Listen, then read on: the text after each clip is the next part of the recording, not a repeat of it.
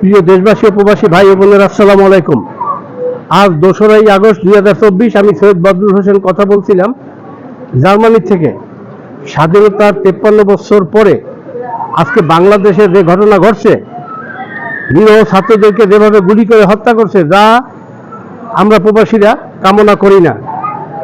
কাজেই দেশ এবং জাতীয় স্বার্থে আমি মনে করি বাংলাদেশে নির্দলীয় একটা জাতীয় সরকার প্রতিষ্ঠা করার দরকার। তাহলে এই সমস্যাগুলো আর থাকবে না। আমি বর্তমানে মাননীয় প্রধানমন্ত্রী শেখ হাসিনাকে বিজয়ের সাথে অনুরোধ করছি, অনতি বিলম্বে আপনি নির্দলীয় একটা জাতীয় সরকার গঠনের জন্য যা করার দরকার তাই আপনি করেন এবং দেশের শান্তি ফিরিয়ে আনুন। কোনো রাজনৈতিক দলের দিয়ে বাংলাদেশে কোনোদিন উপকার হয়নি, সামনেও হবে না। ক্ষমতার জন্যই তারা রাজনীতি করে। আমরা প্রবাসীরা, আমাদের কাছে দেশ বড়, আমাদের কাছে কোনো রাজনৈতিক দল বড় নয়। কাজে দেশ এবং জাতির স্বার্থে সকল প্রবাসীরা আসুন আমরা ঐক্যবদ্ধ হই, একটা নির্দলীয় জাতীয় সরকার যাতে গঠিত হয়। যারা এই গোলমালে মারা গেছে, যে সমস্ত ছাত্র ভাইয়েরা মারা গেছে, মহান আল্লাহ তাদেরকে জান্নাতবাসী করুক।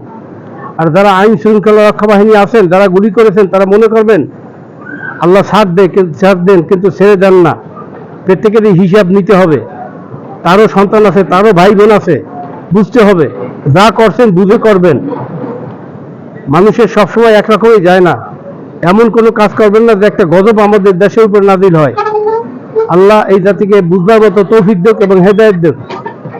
আমি আবারও বলছি, মাননীয় প্রধানমন্ত্রী একটা নির্দলীয় জাতীয় সরকার গঠনের জন্য যা কিছু করার দরকার, যে পদক্ষেপ নেওয়ার দরকার, সেটা আপনি করবেন এবং সকল প্রবাসী আপনারা সবাই আমার ডাকে সাড়া দেবেন। আল্লাহ আমাদের জাতিকে হেদায়েত দান করুক, আমিন।